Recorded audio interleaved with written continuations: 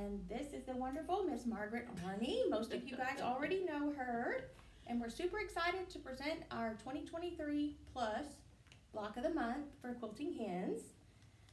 Miss Margaret has been working all summer long to get this pattern written just for you guys. Last year we did bun with half square triangles, and I believe she heard the cry, no more half square triangles.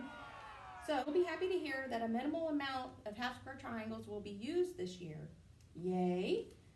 We'll be going through our project for 2023 fairly slowly, and we will make an emphasis on color theory this year. Our block of the month meets on the fourth Thursday of every month and then the following Saturday, and we meet from 9 to 10 on each of those days. An instructional video will be posted just after one week of our meeting, and then our pattern will be available for download just after our meeting. Can I make a little bit of a comment? It's the fourth Thursday and the Saturday after are exactly the same thing. They're not a continuation or different. Oh, it's a repeat class. It's a repeat. So because we had people who worked and things, so we went ahead and did twice a month. Sure. So let's take a look at our next project. And sorry, you guys, I am not very good at this. She's the one that's always in front of people. I'm usually behind the scenes, so have mercy. I don't know how good I am. All right, Miss Arney, and you see I have a trusty notepad. All right, so we want to know what inspired the project. Everybody said we've been doing these half square triangles for 3 years. So let's get rid of them, please. And so I heard you, and I went ahead and designed a pattern for those of you who do not like half square triangles. It is amazing that almost every quilt has half square triangles, unless you're very simple ones. And so I have to confess, we have 22, I believe I counted. 22 half square triangles in this, but they'll be further down and very easy to do. So it's not like 222. So, yay! That's what inspired it. All right. So she heard the cry, you guys. She heard it. All right, now how long is the project projected to take? It is projected to take 18 months. So this 2023 will be making all the pieces that go into the blocks. So by the end of 2023, you will have every piece for every block, and then 24 will be putting the blocks together. There's only 9 blocks, and actually there's only 7 blocks because 2 of them repeat themselves in 2 different places. So it's made in quadrants.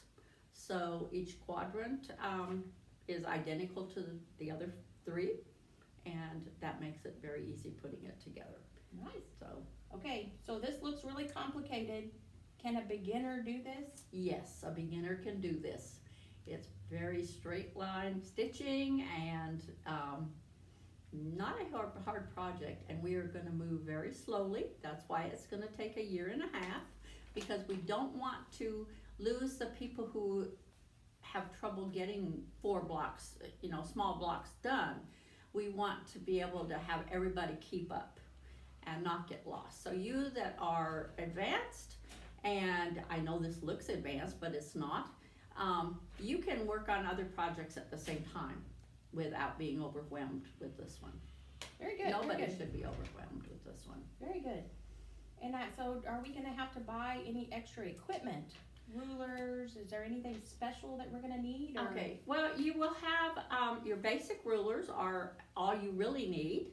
I love the shape cut ruler because when you're cutting a lot of straight pieces of fabric, they work fantastically. The shape cut is wonderful. It is fantastic. Especially for those that are cutting challenged. so it's one that it's an optional one. If you have it, use it. If you don't like them or you don't have it, you don't need it. The other thing is a cozy quilt tube ruler, which we used 2 years ago for a whole year. And if you have that, you can use it, or you can use any square up Type of ruler. ruler that you have, yeah. Okay, well, very, very good. All right. So when we cut all of this out, you're saying that we're gonna put all of it together mostly at the beginning of next year. Do you have any idea of the best way for us to organize whenever we're getting all of our equipment together? Is there something that we can do? Yes, one of the things on your list of things to have are Ziploc bags and wonder clips, pins, and you will be given a paper to cut out and label your Ziploc bags with, and that will keep you organized. And as we go along, there may be some more bags that we'll need to use, and so as we finish a block, they're 3.5-inch blocks. As we finish those blocks, you'll be able to put them in bags also to keep them organized. Yeah, well, that makes sense. Okay, so if we're gonna focus on color theory, how in the world are we gonna be able to explain how to pick all of this fabric? Because it looks like a ton up there, different shades, different everythings. How do we do that? Let me show you. All right. So we're basically working with value only. It will be dark, medium,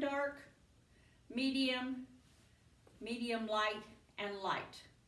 So that's how you're going to organize your fabric. You will have multiple colors in the light. You'll have multiple colors in the medium light, and in the medium dark, and the dark. One of the things that, like on this quilt, my darks have a black background. They're different fabrics with a black background. Those are all my darks. And so they're gonna be scattered, scrappy all through the quilt by the way we cut them out. The center, I did use just the one black for the center, and the same with the light. So the lights are, you can tell the lights, and they sort of start up here. Those are my darks. And then they work down towards the center. As you're working down, you're coming to a medium light, mediums, medium darks, and then dark. And you'll see it the same thing on this, which is a batik. That one is a fat quarter bundle, and this quilt pattern is written to use with fat quarter bundles, but you will also be able to use it with yardage, because the largest piece of fabric in this is other than the borders, is 3.5 inches. So you can get into your stash and really pull some things out. This one with the batiks is basically made with just my stash. I bought some other ones, and my lights, my medium lights are different colors. Some are brown, some are The greens. The darks in this, I actually mixed it up in the darks. So you've got lots of options with this, lots of options. Let me step a little bit closer so you can see this. So as we pick the fabrics to show you from light, medium, medium dark, and dark, when I look at this away from the camera, it looked great. But now I'm sitting here looking at it and thinking, I'm not sure I want to use that as a medium. So I may change that fabric.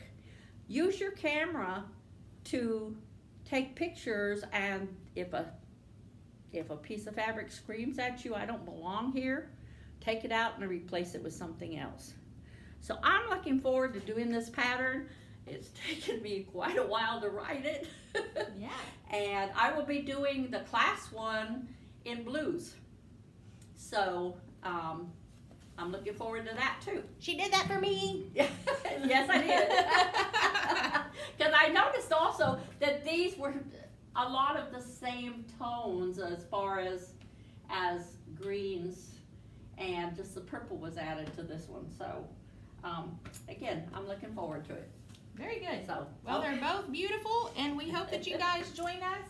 And we're so excited to see you guys. Our first Yep. class will be January 26th, and then the following Saturday is the 28th. So we look forward to seeing you then. Yep. Bye. Bye.